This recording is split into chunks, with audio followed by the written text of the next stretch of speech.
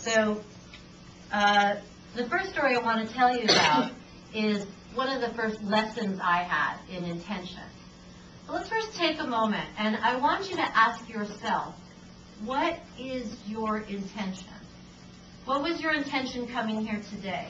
What is the intention that you hear from the speakers who courageously come up here without any roadmap but the compass in their hands? What is our intention?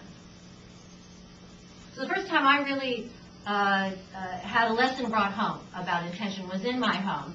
I was raised and I came of age in the era of anti-apartheid and the Soviet Jewry movement of the 70s and 80s.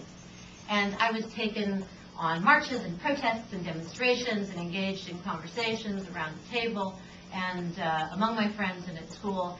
And I, while inspired and moved by the language of this movement, felt there was a disconnect if we didn't connect with the human beings for whom we were engaging in social change, that there always needed to be that human connection. And so I said to my father, when I was about 15 or 16, well, it's great that we live in a free country and, you know, the early 80s, and we can speak out as we so choose, but if the people on whose behalf in what were thought of as closed societies during the Cold War in the Soviet Union don't know that we're doing this and don't feel that connection, then we're missing that human dimension. So I want to go to the Soviet Union, and I want to meet with Soviet Jewish refuseniks who've been refused exit visas, doubly persecuted as both a religious minority and a national ethnic minority, and hear their voice so that we can amplify it outside in places where we can. He said, well, that's a nice idea. Yeah, I've always wanted to do something like that. So I said, okay, when? And he said, well, someday. And I thought, you know, always wanting to do something someday is not the same thing as an intention.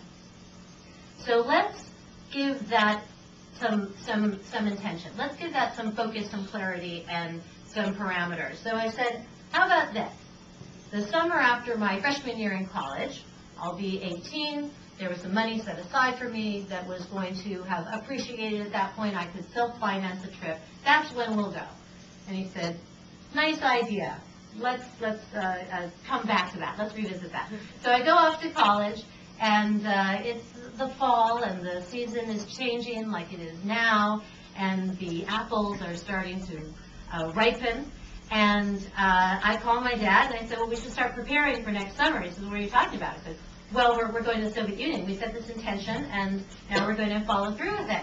So he said, oh, okay, so I can pay for myself. I want to prepare. So we started meeting with experts who knew much more than we did in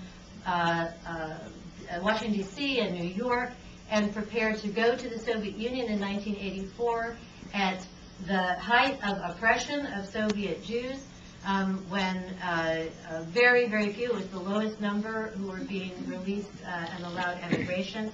And during the summer of 1984, which of course had great literary significance, we met with under 50 refuseniks in Moscow, Minsk, and then Leningrad. And of course it was a transformative experience. We had that human connection. They could hear the voices that we brought to their struggle and then amplify theirs back in the States and abroad whenever we could speak out. And I learned that intention is the way to make something happen when you have clarity, focus, and explicit parameters to see that through.